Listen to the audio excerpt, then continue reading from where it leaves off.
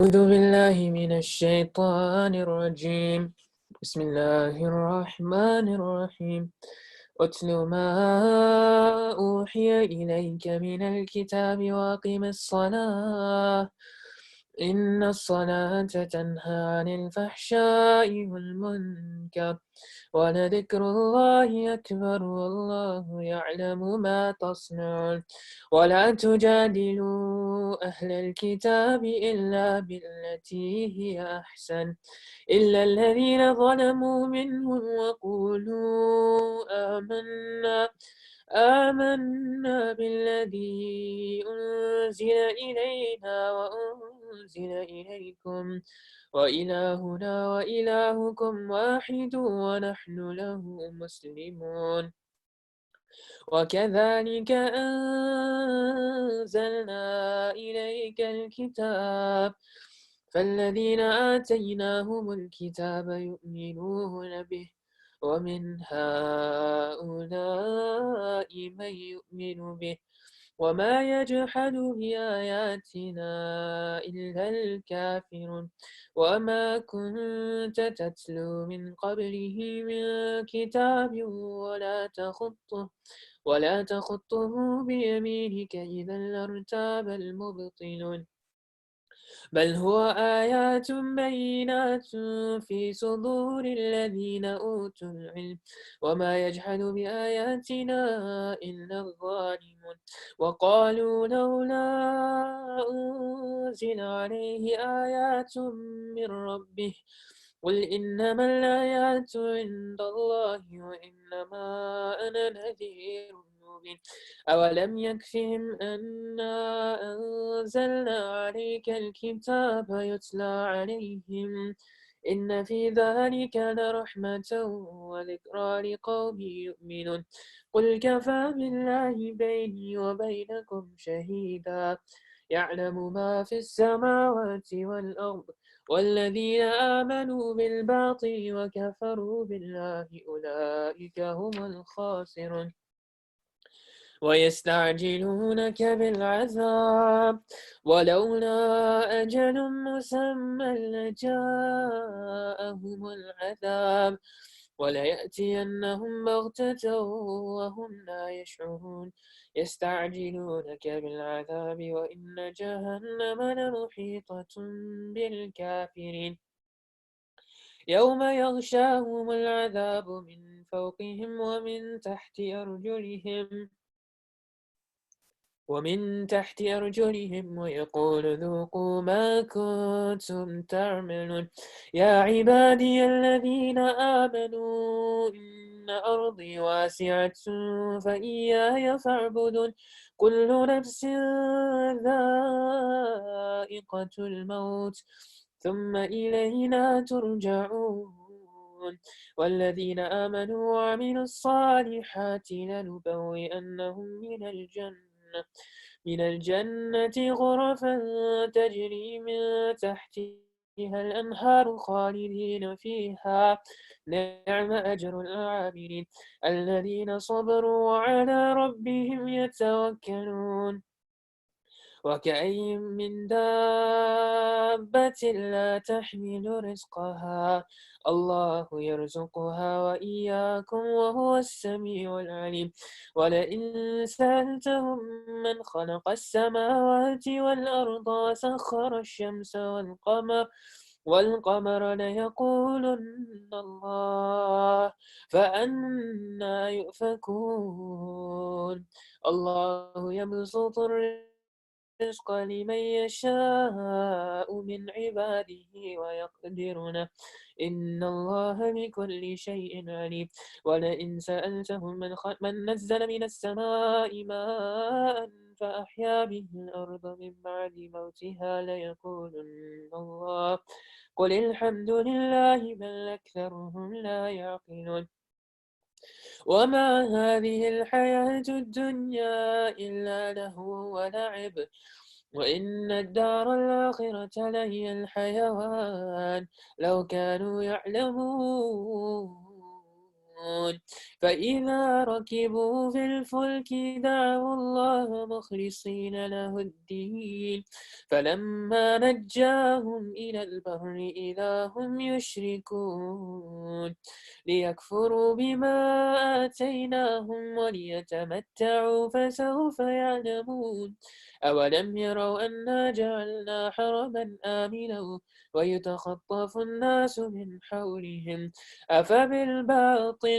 أفبالباطل يؤمنون وبنعمة الله يكفرون ومن أظلم ممن افترى على الله كذبا أو كذب بالحق لما جاءه أليس في جهنم مثوى للكافرين والذين جاهدوا فينا لنهدينهم سبلنا وإن الله لمع المحسنين بسم الله الرحمن الرحيم ألف لام ميم غلبت الروم في أدنى الأرض وهم من بعد غلبهم سيغلبون في بضع سنين لله الأمر من قبل ومن بعد ويومئذ يفرح المؤمنون بنصر الله ينصر من يشاء وهو العزيز الرحيم وعد الله لا يخلف الله وعده ولكن أكثر الناس لا يعلمون ظاهرا من الحياة الدنيا وهم عن الآخرة هم غافلون أولم يتفكروا في أنفسهم ما خلق الله السماوات والأرض وما بينهما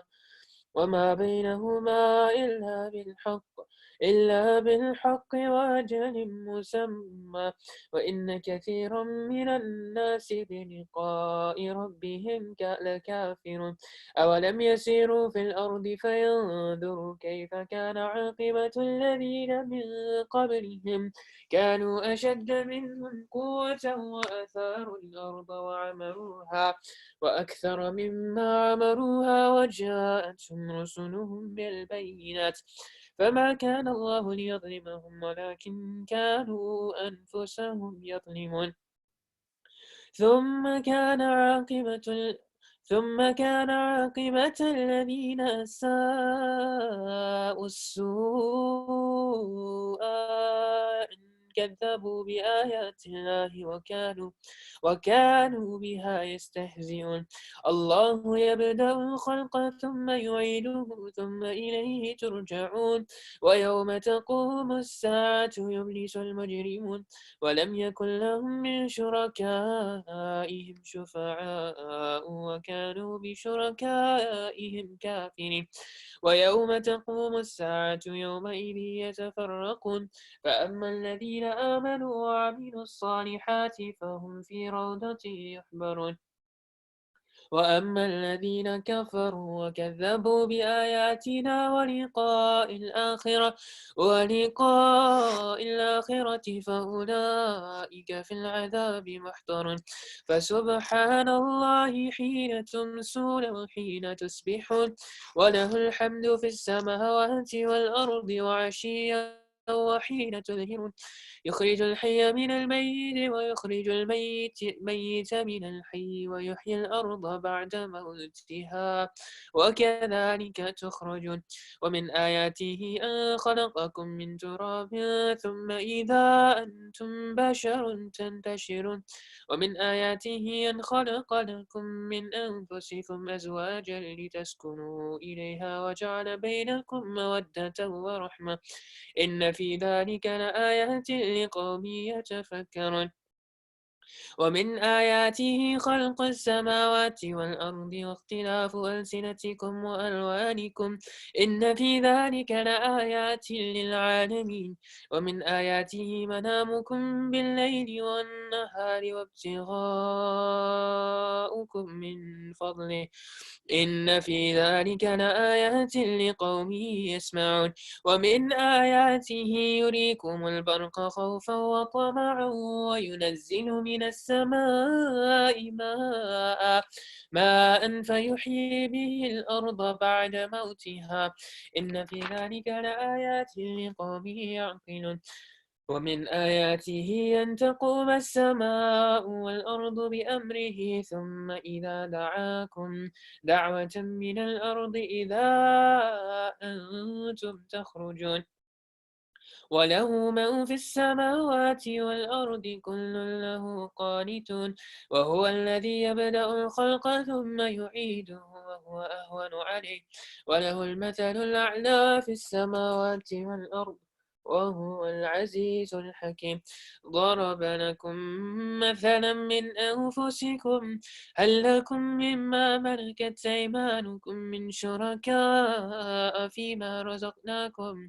فأنتم فيه سواء تخافونهم كخيفتكم أنفسكم كذلك نفصل الآيات لقوم يعقلون بل اتبع الذين ظلموا أهواءهم بغير علم فمن يهدي من أضل الله وما لهم من ناصرين فأقم وجهك للدين حنيفا فطرة الله التي فطر الناس عليها لا تبديل لخلق الله ذلك الدين القيم ولكن أكثر الناس لا يعلمون منيبين إليه واتقوه وأقيموا الصلاة ولا تكونوا من المشركين من الذين فرقوا دينهم وكانوا شيعا كل حزب بما لديهم فرحون وإذا مس الناس ضر دعوا ربهم منيبين إليه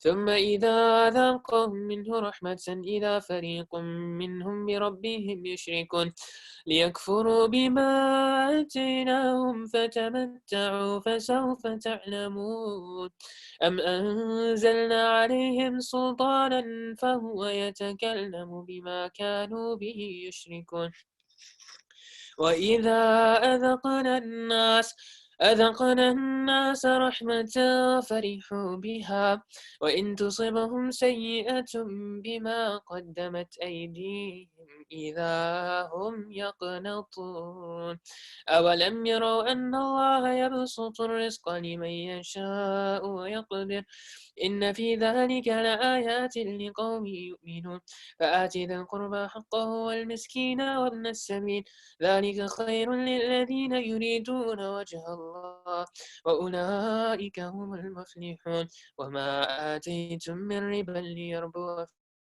في أموال الناس فلا يربو عند الله وما آتيتم من زكاة تريدون وجه الله فأولئك هم المضعفون الله الذي خلقكم ثم رزقكم ثم يميتكم ثم يحييكم هل من شركائكم من يفعل من ذلكم من شيء سبحانه وتعالى عما يشركون ظهر الفساد في البر والبحر بما كسبت أيدي الناس ليذيقهم بعض الذي عملوا لعلهم يرجعون قل سيروا في الأرض فانظروا كيف كان عاقبة الذين من قبل كان أكثرهم مشركين فأقم وجهك للدين القيم من قبل أن يأتي يوم لا مرد له من الله يومئذ يصدعون من كفر فعليه كفره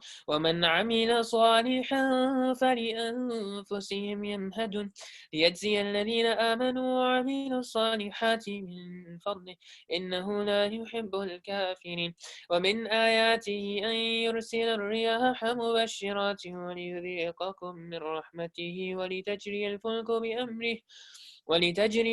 بأمره ولتبتغوا من فضله ولعلكم تشكرون ولقد أرسلنا نوحا إلى قومه ولقد أرسلنا من قبلك رسلا إلى قومهم فجاءوهم بالبينات فانتقمنا من الذين أجرموا وكان حقا علينا نصر المؤمنين الله الذي يرسل الرياح فتثير سحابا فيبسطه في السماء كيف يشاء ويجعله كسفا فترى الودق يخرج من خلاله فإذا أصاب به من يشاء من عباده إذا هم يستبشرون وإن كانوا من قبل أن ينزل عليهم من قبله لمبلسين فانظر إلى آثار رحمة الله كيف يحيي الأرض بعد موتها إن ذلك لمحيي الموتى وهو على كل شيء قدير ولئن أرسلنا ريحا فرأوه مصفرا لظلوا من بعده يكفرون فإنك لا تسمع الموتى ولا تسمع السم الدعاء إذا ولوا مدبرين وما أنت بهاد العمي عن ضلالتهم إن تسمع إلا من يؤمن بآياتنا فهم مسلمون الله الذي خلقكم من ضعف ثم جعل من بعد ضعف قوة ثم جعل من بعد قوة ضعفا وشيبة يخلق ما يشاء وهو العليم القدير ويوم تقوم الساعة يقسم المجرمون ما لبثوا غير ساعة كذلك كانوا يؤفكون وقال الذين أوتوا العلم والإيمان لقد لبثتم في كتاب الله إلى يوم البعث فهذا يوم البعث ولكنكم كنتم لا تعلمون فيومئذ لا ينفع الذين ظلموا معذرتهم ولا هم يستعتبون ولقد ضربنا للناس في هذا القرآن من كل مثل ولئن جئتهم بآية ليقولن الذين كفروا إن أنتم إلا مبطلون كذلك يطبع الله على قلوب الذين لا يعلمون فاصبر إن وعد الله حق ولا يستخفنك الذين لا يوقنون بسم الله الرحمن الرحيم ألف لام ميم تلك آيات الكتاب الحكيم هدى ورحمة للمحسنين الذين يقيمون الصلاة ويؤتون الزكاة وهم بالآخرة هم يوقنون أولئك على هدى من ربهم وأولئك هم المفلحون ومن الناس من يشتري لهو الحديث ليضل عن سبيل الله بغير علم ويتخذها هزوا أولئك لهم عذاب مهين وإذا تتلى عليه آياتنا ولى مستكبرا كأن لم يسمعها كأن في أذنيه وقرا فبشره بعذاب أليم إن الذين آمنوا وعملوا الصالحات لهم جنات النعيم خالدين فيها وعد الله حقا وهو العزيز الحكيم خلق السماوات بغير عمد ترونها وألقى في الأرض رواسي أن تميد بكم وبث فيها من كل دابة وأنزلنا من السماء ماء فأنبتنا فيها من كل زوج كريم هذا خلق الله فأروني ماذا خلق الذين من دونه بل الظالمون في ضلال مبين صدق الله العظيم بسم الله الرحمن الرحيم بسم الله والحمد لله والصلاة والسلام على رسول الله اللهم صل على سيدنا محمد وعلى آل سيدنا محمد وبارك وسلم اللهم صل على سيدنا محمد وعلى آل سيدنا محمد وبارك وسلم. اللهم صل على سيدنا محمد وعلى آل سيدنا محمد وبارك وسلم. أما بعد. We just finished the recitation of, I believe, Surah Al-Ankabut, and we began Surah Rum. And sorry, we finished Surah Rum, we began Surah Luqman.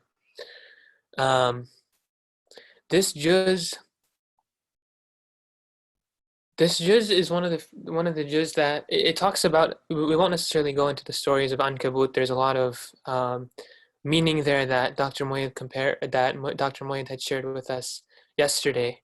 Even in the end of the surah, towards the beginning of the 21st juz, there's a lot that you can benefit from, even by simply just reading the translation. There's a lot of meaning that really hits you deep and hits you in the heart from what Allah subhanahu wa ta'ala shows you and tells us of His signs, but also some of the concrete and tactical examples that He gives us in these different surahs. Surah Rum also tells us of some stories and predictions. It begins with the story of the Romans and how they will be defeated, right, back at the time of the Prophet ﷺ when the story was revealed, but that they will rise again and that they will win. And it goes into some of these different prophecies, right, for lack of a better word. But what I really want to focus on is there are ayahs in the second or third page of Surah Rum that many of us, 99% of us may have heard before. But these are ayahs that, when you reflect on them, it really comes to light a lot of the issues that the Muslim community has as a whole. When people tell you, don't necessarily blame Islam, blame the Muslims, right? In terms of how far we are in reality, even from our own deen, a lot of us. And it's first and foremost a reminder to myself that these verses are just particularly profound because Allah subhanahu wa ta'ala, He lists for us, and we'll go through them, but He lists for us signs of His reality, signs of His existence, right? We talked about the alternation of the night and the day, the creation of the heavens and the earth, lots of things that have been repeated over and over again. But then He introduces other concepts that we see thematically come up even more frequently now. And those ayahs in particular, we can read through the translation together. In the second page of Surah Rum.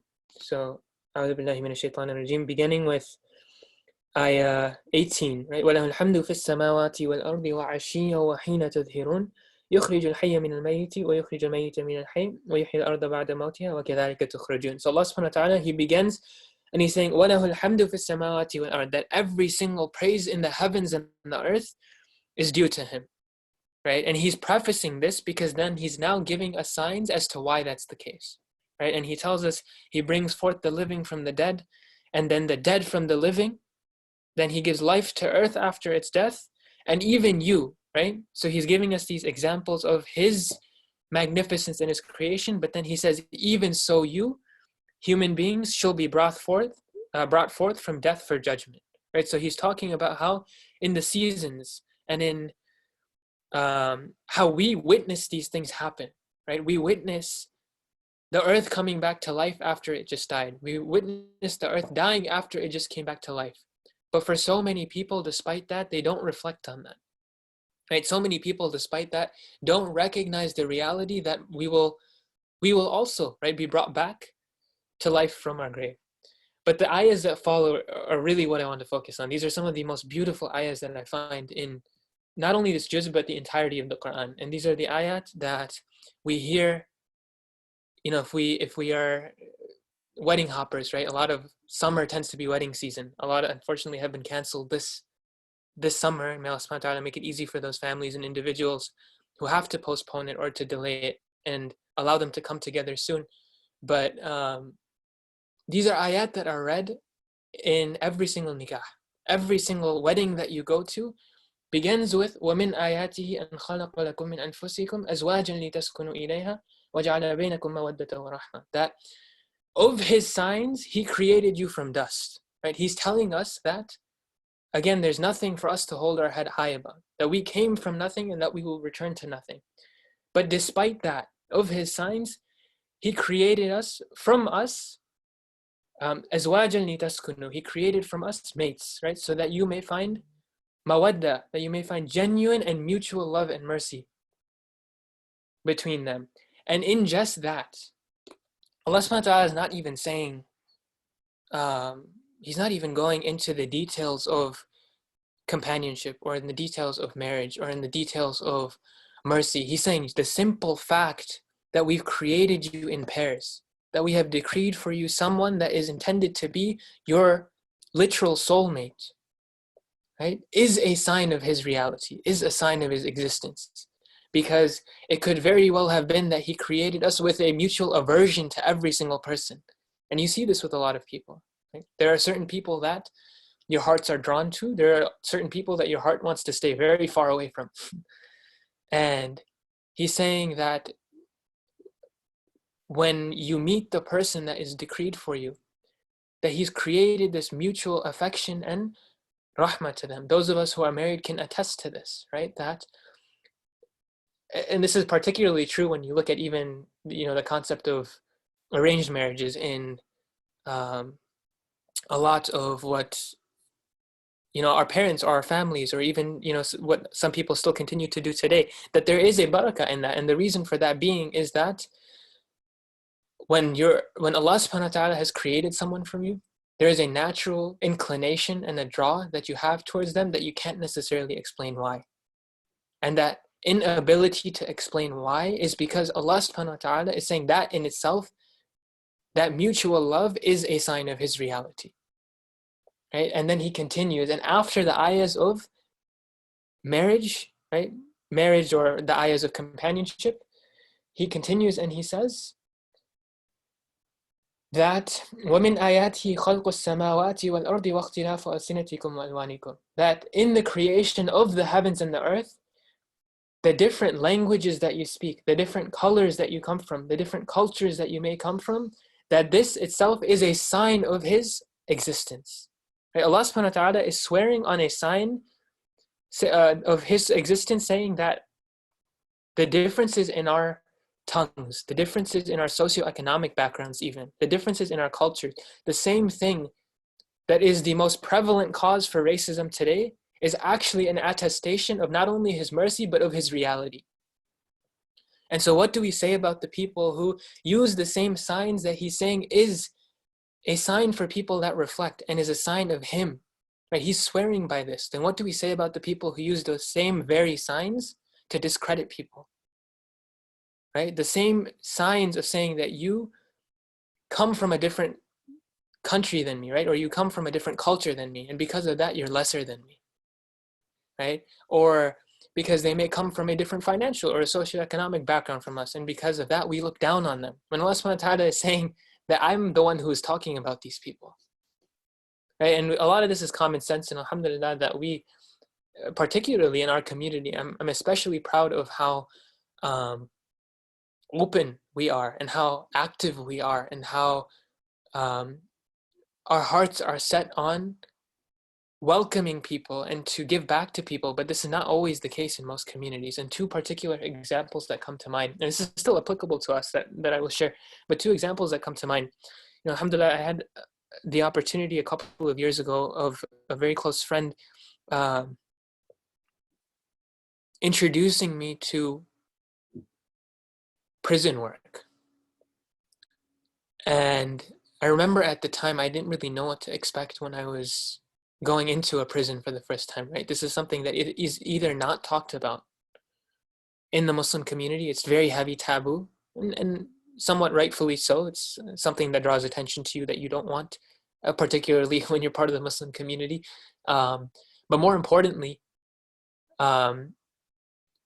there's virtually, okay, I guess let me rephrase this. So the biggest realization that I had going into those prisons was that despite the fact that Islam is the fastest growing religion in prisons, despite the fact that the people that you see who are the most compassionate and self-reflective people that you will ever meet in the entirety of your life, hands down, I can tell you I have learned more about rahmah, more about sincerity, more about these signs that Allah subhanahu wa ta'ala is saying these are signs for people that reflect, that yatafakkarun, that reflection.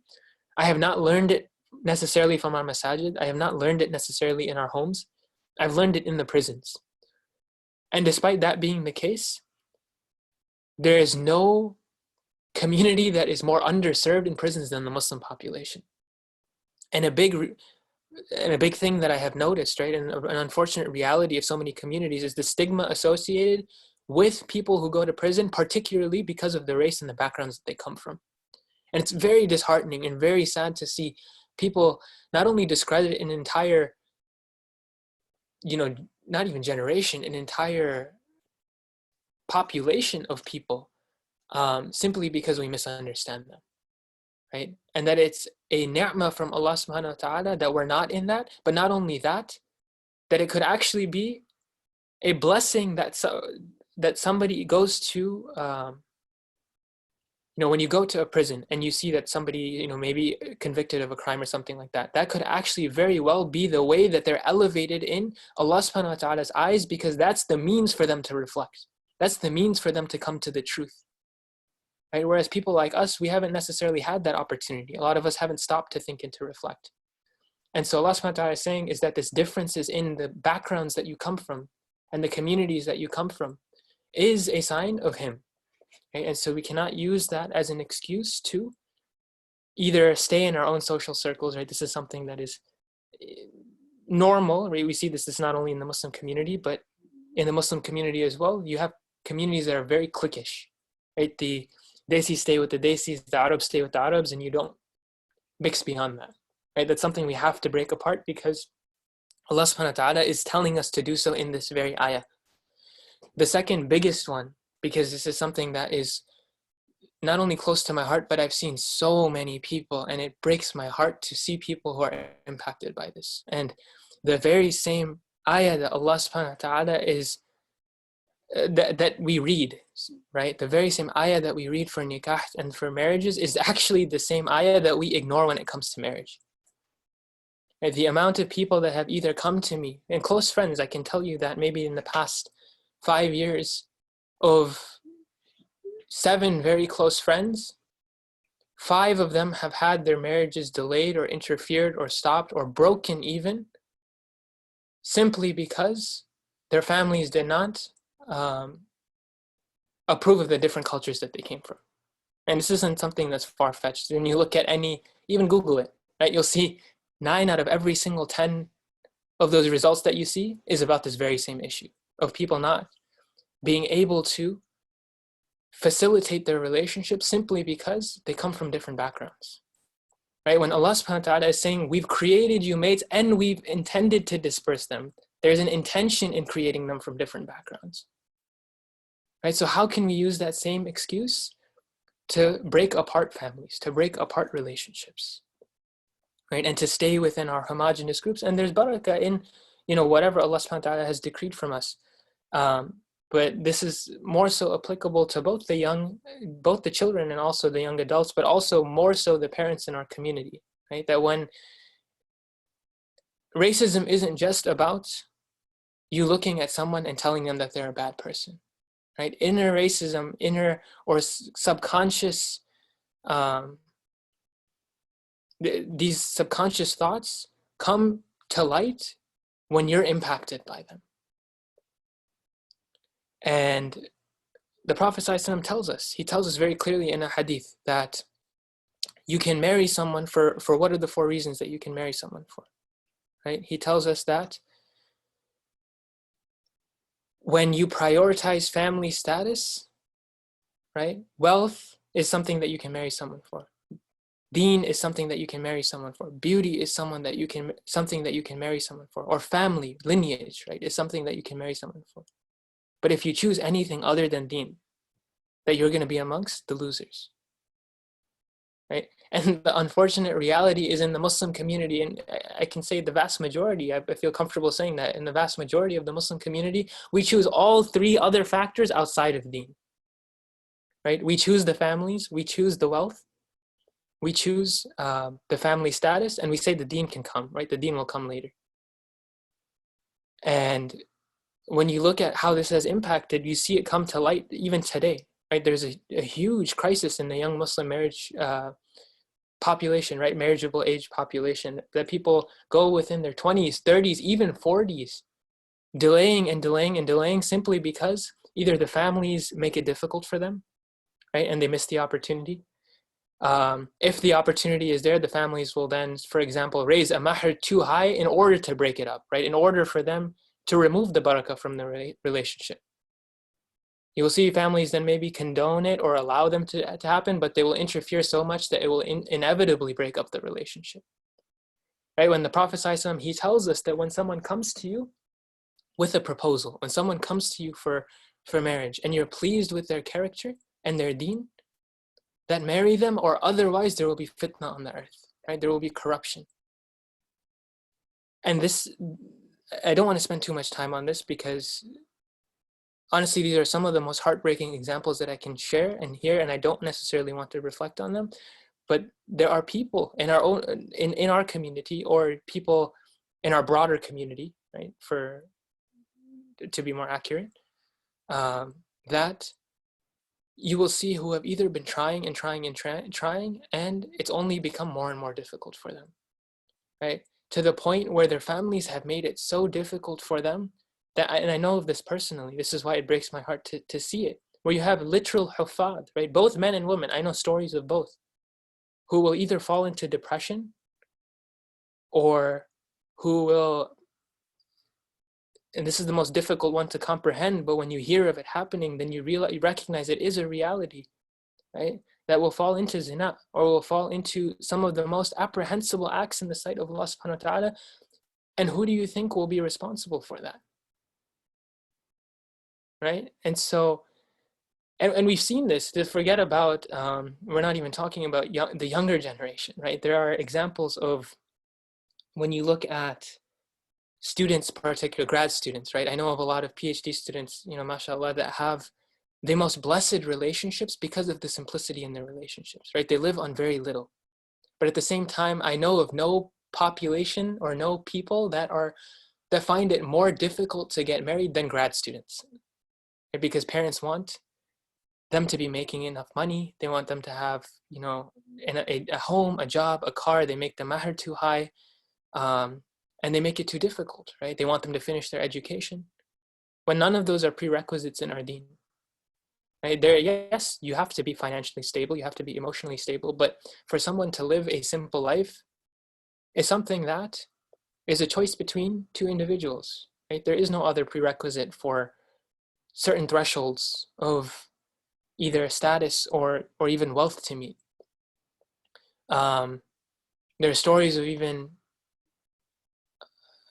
we won't go into that too much, but the point being that this isn't something that impacts just people who are looking to get married, right? This is general for our younger children, for the young adults who may be looking, but particularly for the older generation who is intended to facilitate those, right? And we ask Allah subhanahu wa ta'ala to allow us to recognize these signs that He gives to us very clearly, right? There are no ayat that are more clear than this in the Quran, and they're so clear that we read them over and over again.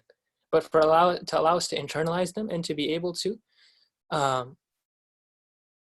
be witnesses to the truth, so that when Allah subhanahu wa ta'ala asks us about this, that we can say, indeed, we tried our best. Right? And so, in this surah, Allah subhanahu wa ta'ala, He continues and He gives us other examples, right? So after these two ayat, He then says, and of His signs is your sleep, right? That our sleep, we talked about this in the third juz, that sleep in its own is a sign of something that Allah subhanahu wa ta'ala has created out of His mercy. And He characterizes Himself in Ayatul Kursi as la ta'khudhu sinatu wa la nawm, that He's someone who does not sleep. And so He's saying here that of your sleep by night is one of His signs. And then by your day, that you're seeking of rizq, right? That you're seeking of bounty in the daylight is also one of His signs. And these are signs for inna fi dhalika la ayatin liqawmin yasma'un, that these are signs for people who listen to the words. We'll end here, inshallah. But the main theme when you look at these ayat is how repetitive in nature Allah subhanahu wa ta'ala is saying. He's saying that I'm giving you these signs. These are the signs for people who think. Right? I'm giving you these signs. These are the signs for people who reflect. I'm giving you these signs. These are the signs for people who can truly hear. I'm giving you these signs. These are signs for people who can truly understand. And it's the beauty in the parallel language that Allah subhanahu wa ta'ala uses. He says, right? بشر تنتشرون إن في ذلك لآيات لقوم يتفكرون إن في ذلك لآيات للعالمين إن في ذلك لآيات لقوم يسمعون إن في ذلك لآيات لقوم يعقلون إن في ذلك, and he goes on and on and on, as if I've given you, and he's speaking particularly to the Muslim community here, right? That I've given you these signs over and over again, and you're witness to them day in and day out again. But will you listen? Right? Will you hear? Will you attest to them? And so we ask Allah subhanahu wa ta'ala to make us amongst people who do become people of hearing and people of sight.